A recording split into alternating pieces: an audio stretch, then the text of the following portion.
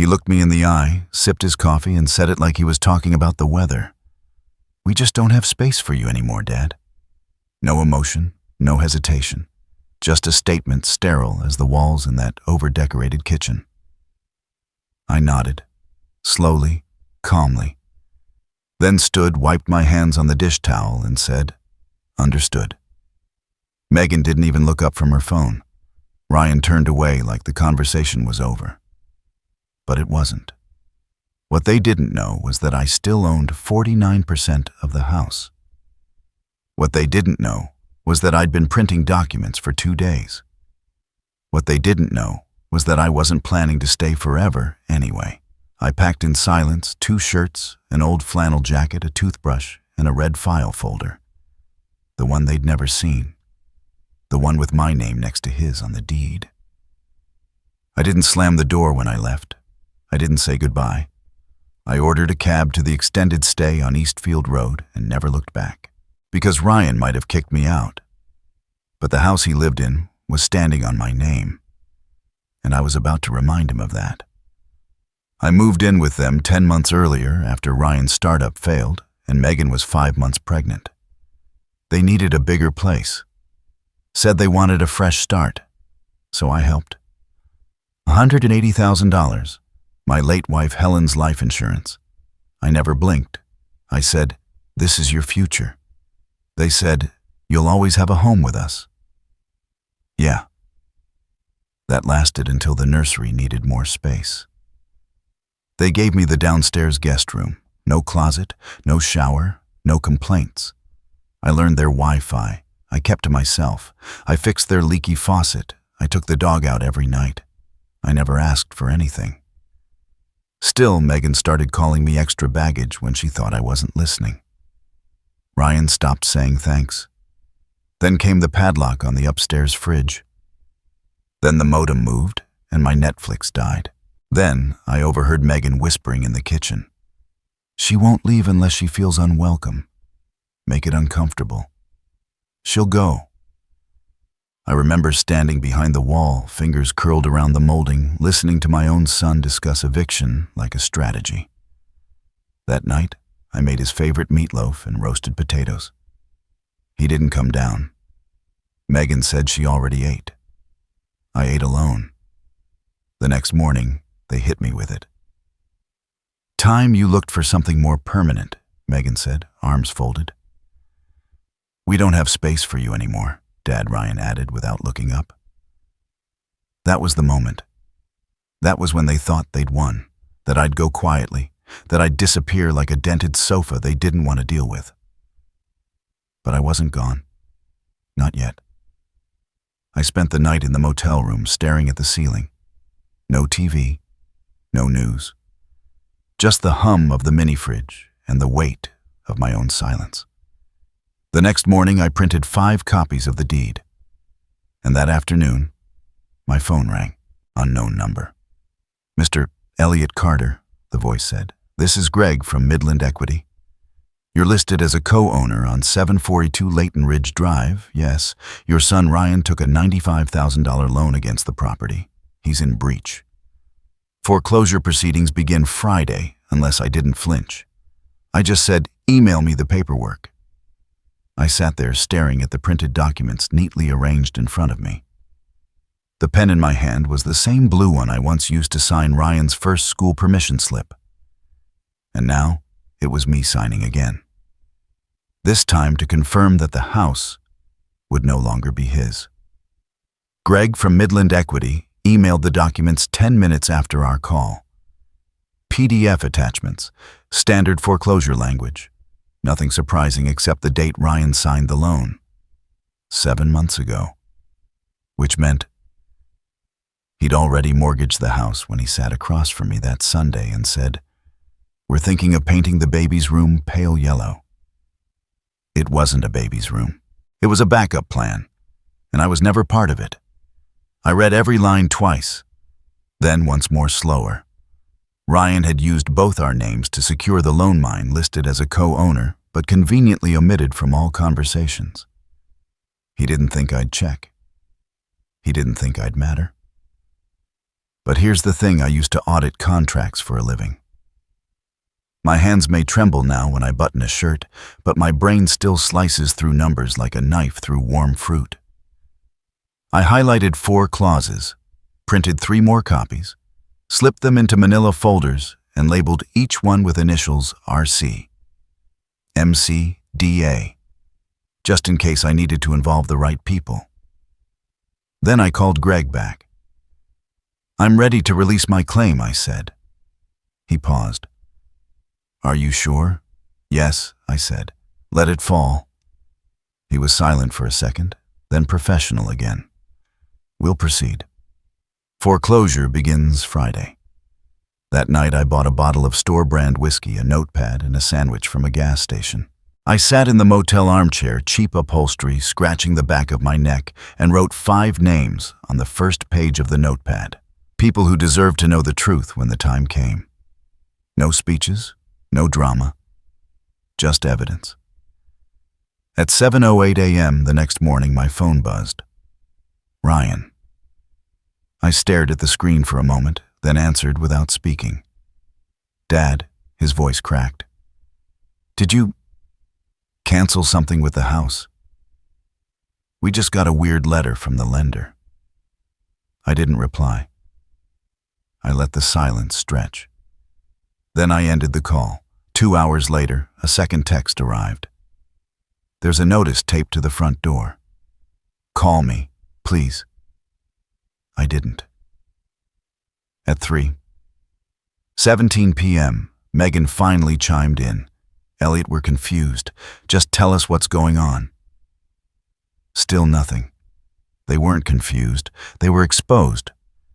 And I wasn't going to explain to 2 grown adults what consequences looked like. I was just going to let them live in it. That evening, I slid the 3 folders into the motel nightstand drawer.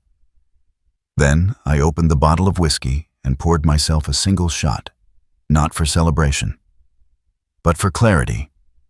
Ryan had started a fire behind my back. All I did was stop holding the hose. The foreclosure notice hit faster than I expected. Less than 48 hours after I signed the release, the sheriff's office taped a bright orange paper to the front door of 742 Leighton Ridge Drive. I didn't see it happen, but I didn't need to. Megan told the entire neighborhood for me. She posted in the local Facebook group around 9:20 a.m. "Urgent. Our home is being targeted by a scam foreclosure. Please help with any legal resources." I sat in my motel room, sipping burnt coffee from a paper cup, watching the comments flood in. Neighbors, co-workers, college friends. "Wait, what happened? I thought you guys were doing well. Who would do this to you?" Megan responded to every comment like a drowning politician. "We're being betrayed by someone we trusted. We took in family and got stabbed in the back." She never said my name, but she didn't have to. By nightfall, my phone lit up with messages from relatives I hadn't heard from in years. "Elliot, what's going on? Did you really take the house? Please tell me you're okay." They didn't know what to believe, and for a moment, I considered sending them everything. The deed copy. The foreclosure email. The texts I'd saved from Megan talking about getting rid of the old man. But then I heard my late wife, Helen, in the back of my mind. "Don't wrestle pigs, Elliot. You'll only get muddy, and they'll enjoy it." So I didn't say a word. I let their silence grow roots. The next morning, I got a call from the sheriff's office. Polite, routine. "Mr. Carter, just a courtesy call. Formal lockout is scheduled for Friday at 10 a.m. You're not required to be there." I thanked him and hung up. I could have gone. Could have stood on the sidewalk and watched Ryan carry out trash bags of regret. But that wasn't the point. I didn't want revenge. I wanted them to sit in what they built with no one left to blame but the mirror. Friday came. I made oatmeal on the motel microwave, read the newspaper, waited. At 10:42 a.m., my phone buzzed. Voicemail. "I don't know what you did," Ryan hissed, voice tight with fury. "But we're out. Gone. You ruined us, Dad. I hope you're happy." That was it. No apology, no explanation, just the sound of a man watching his own house disappear. 3 hours later, Megan sent a message. "If you wanted to hurt us, congrats. We're being evicted. I hope you sleep well tonight." I stared at that line for a long time. You destroyed your family. No, Megan. You destroyed the illusion of one. I didn't reply. I turned off my phone, then I walked to the corner store and bought a notebook. On the first page I wrote, "Today they lost everything." And I found my silence. They thought silence was surrender. They forgot silence can also be a verdict. And I had just delivered mine. 2 days after the lockout, Megan went public. 10 pastel slides on Instagram. Cursive fonts. Faded family photos. Title "When Family Betrays You." She called me manipulative, cold. Said I'd used legal trickery to force out a young couple and their unborn child. She even used the phrase "a textbook case of elder abuse," committed by the elder. The irony nearly made me laugh, but the comments didn't. Some parents just want control forever. You're so brave, Megan. People like that should be ashamed. Then Ryan chimed in. Under her post, he wrote, "You did everything right. You protected our future." She chose destruction. I stared at that sentence for a long time. Not because it hurt, but because it confirmed what I already knew. He wasn't trying to fix anything. He was trying to rewrite the ending. I didn't reply. Didn't post a rebuttal. Didn't even log in. But that silence didn't last. The next morning, someone knocked on my motel door. I didn't move right away. Some knocks carry weight. Second knock, I opened the door an inch, a woman in her 50s. Brown jacket, city badge, Mr. Carter. "That's me. I'm Teresa. City Housing Board. I saw a post, and I wanted to hear your side." We sat in the motel lobby, flickering light overhead, vending machine humming beside us. I didn't give her a speech. I gave her the paper trail, the deed, the loan default, the bank confirmation, the text. She won't leave unless we make it uncomfortable. She didn't take notes. She just said, "I believe you." Then she handed me her card. "If you ever want out of here really out, I can help." That night I opened my email. Subject line, "Request for interview, Charlotte Local Magazine." I didn't open it. Not yet.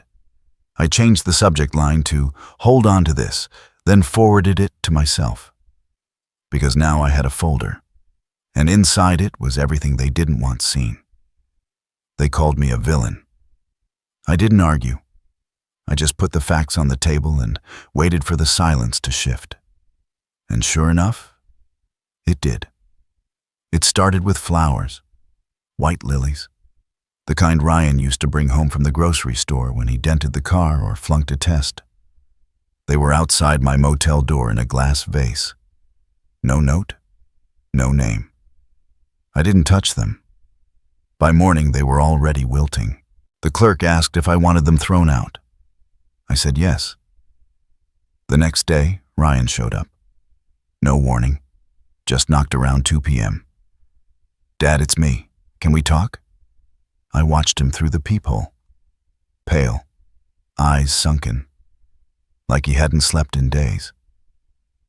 I cracked the door. 5 minutes. We sat across from each other at the tiny round motel table.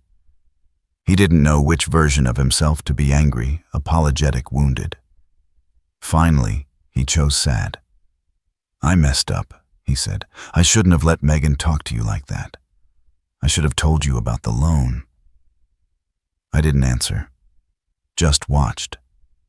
"She's pregnant," he added. We were scared. Then he pulled out a folder.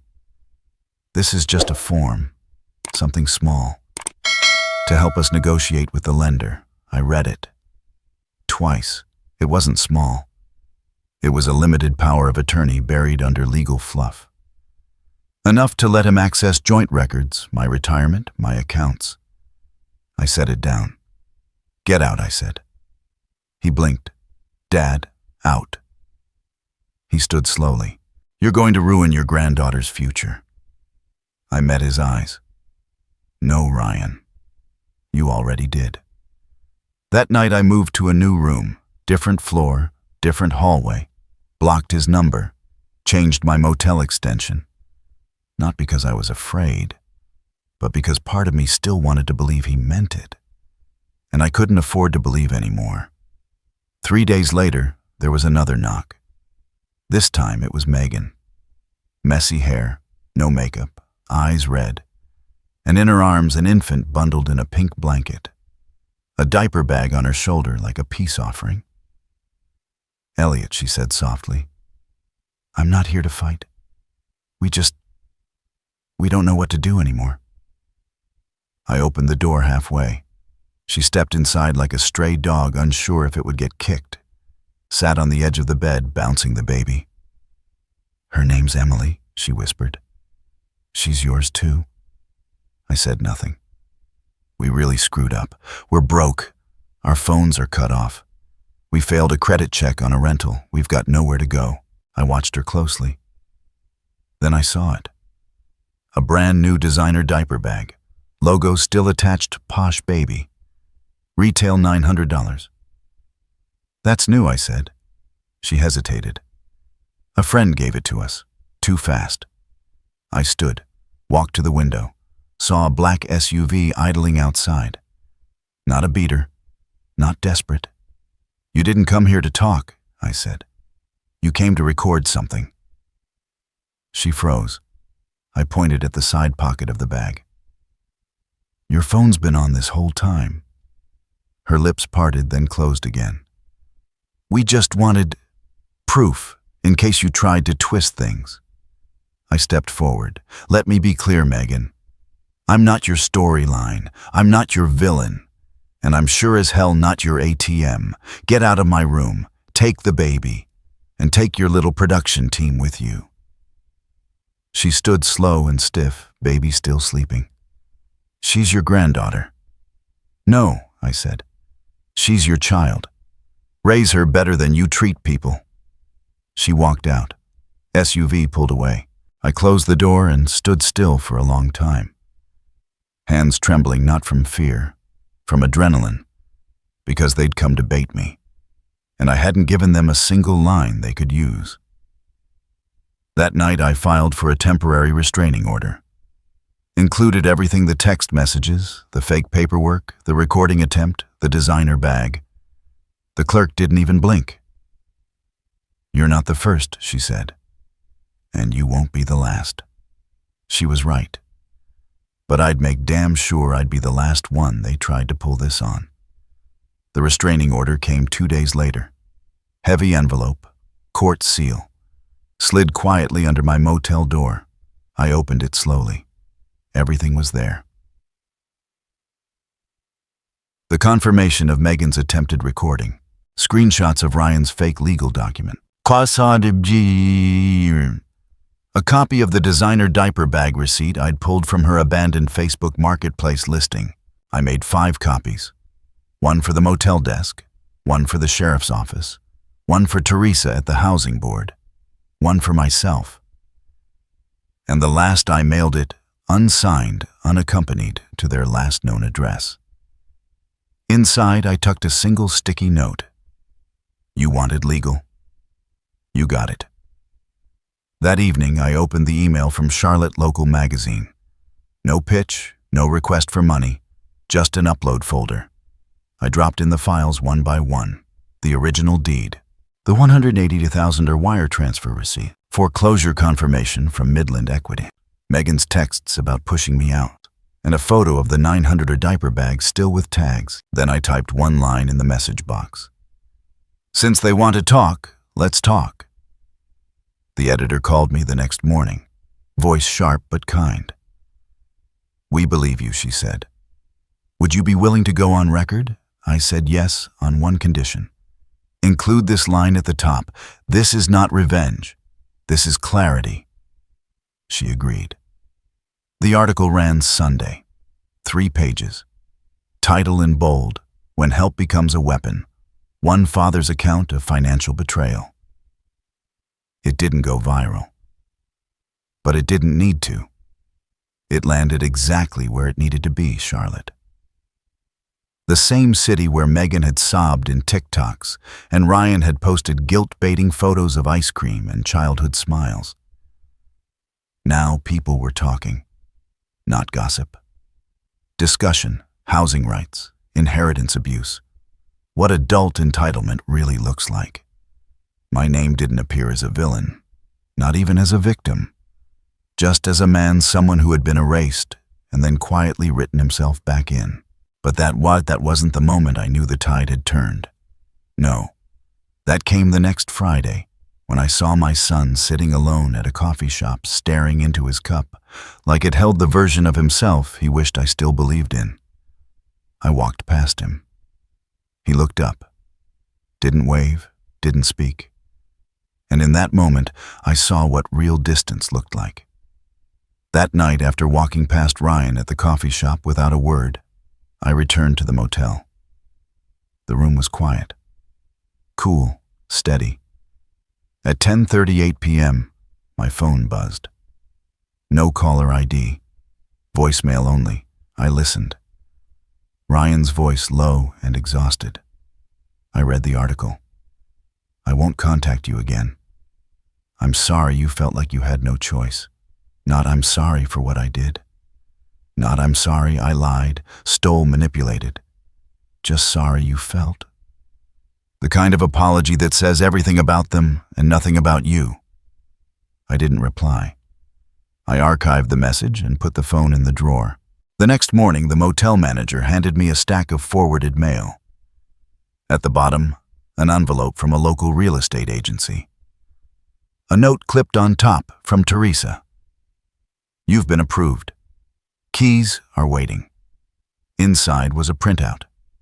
2-bedroom condo, 2nd floor, view of the water, rent just under budget. Move-in date next Friday. Later that evening, I got one more email. From Megan. No emojis, no hashtags, just 4 lines. "I don't know what we're supposed to do now. We have nothing. I know you hate me. But think of the baby." I read it twice. Not because I was conflicted, but because I wanted to be sure I wasn't. I didn't hate her. Hate gives people real estate in your mind. No, what I felt was colder, clearer, disbelief. That even now, after everything, she thought a child was a shield, a prop. I closed the laptop, made a cup of tea, and watched the sun disappear behind the motel parking lot. No drama, no reply, no closure speech. Just this, still your dad. Just not your fool. And for the first time in months, I slept 8 hours without waking up once. They wanted reconciliation. What they got was distance. Not screamed, not slammed, just drawn firm and final. It was a Sunday. 7:42 p.m. I was in pajama pants halfway through a cup of peppermint tea when the knock came. Soft, rhythmic, intentional. I checked the peephole. Megan. Hair frizzed, eyes red, holding a bundled-up infant in one arm and a designer diaper bag on the other. "Elliot," she said gently, "I'm not here to fight. We just don't know what to do anymore." I didn't move. Didn't open the door. She shifted the baby. "Josh is falling apart. We got kicked out of the rental we found. Said we failed the credit check. Please, just 5 minutes." I opened the door not wide, just enough. She stepped in like a penitent guest, sat slowly on the edge of the bed, rocking the baby. "Her name's Emily," she said, almost reverently. She's yours too. Don't shut us out. That sentence landed like bait on a rusted hook. I let her talk. She laid it out like a script. We were scared. We made mistakes. Josh is too proud, but we're drowning. We owe thousands.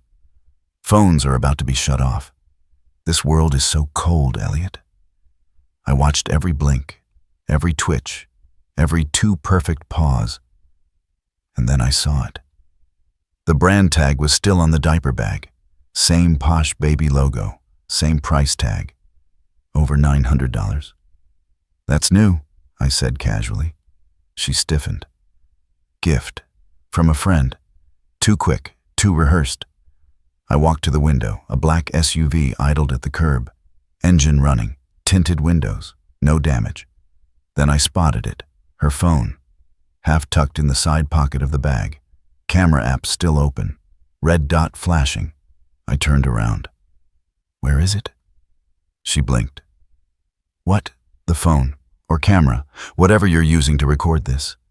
She opened her mouth. Closed it. We just wanted some proof. In case you tried to twist things again. That was when the calm left my eyes. I stepped forward close enough to see the blush cracking under her foundation. Let me make something very clear, Megan. I am not your storyline. I am not your villain. And I sure as hell am not your content. You want drama? Try acting in real life like a decent human being. Now get out. Take the baby. And don't forget your costume bag. She didn't move at first. I opened the door for her. She's your granddaughter, Megan whispered. No, I said. She's your daughter. And how she ends up will depend on how honest you choose to be from now on. She stepped out, bag slung tight, eyes still wet but now with something different, shame. I closed the door, locked it, stood there a full minute just breathing. Hands were steady this time, because I hadn't flinched, hadn't given them the clip they wanted, just one line. I'm not your storyline. That night I filed the second complaint, this time with full documentation, and a screenshot of the recording app still active in her pocket. The motel clerk didn't even raise an eyebrow. People try everything when they're desperate, she said. I'm not desperate, I replied. I'm done. The next morning, I sat at the motel desk, one tab open, a folder labeled Final already prepped. I didn't draft an angry email, didn't write a long explanation. I just selected the files. The deed with both our names.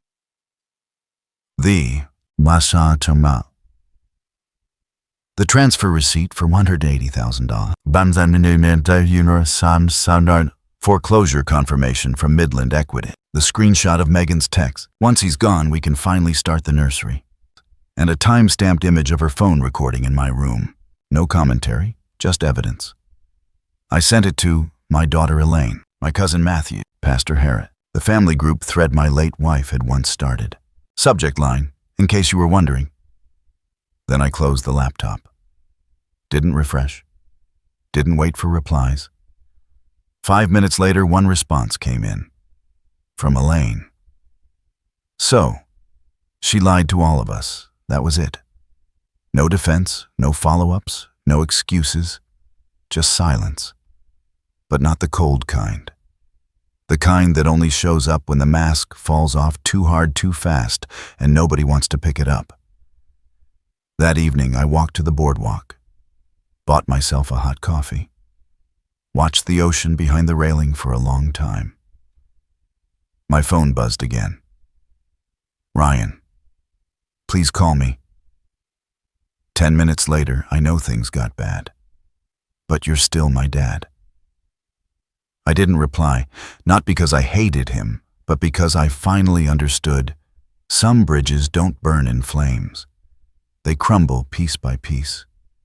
Every time someone you love decides you're disposable. I stared at the phone for a while. Then I put it in the drawer. Not in anger, in peace. That night I made tea, stared at the silence not with grief but with clarity.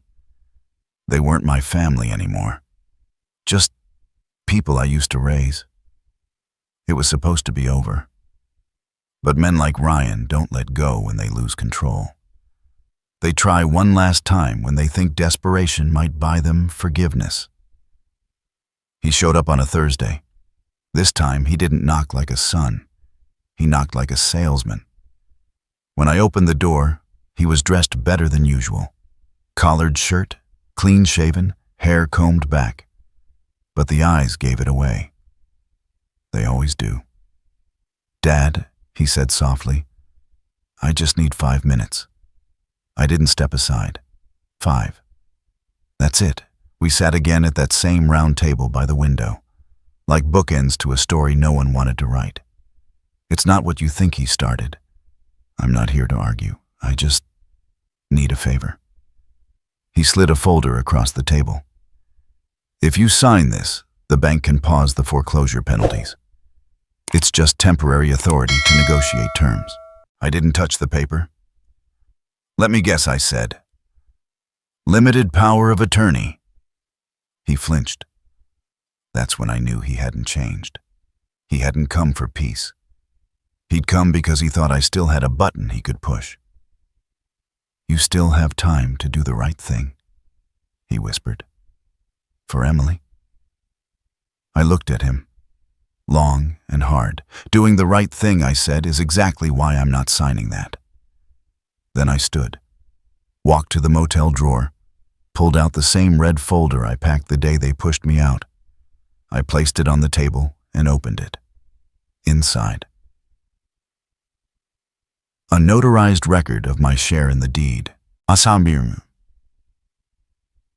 Timeline of the loan default, copy of the foreclosure approval, and the restraining order, all neatly labeled. Then I stepped aside, because standing just outside the doorway was Elaine, my daughter.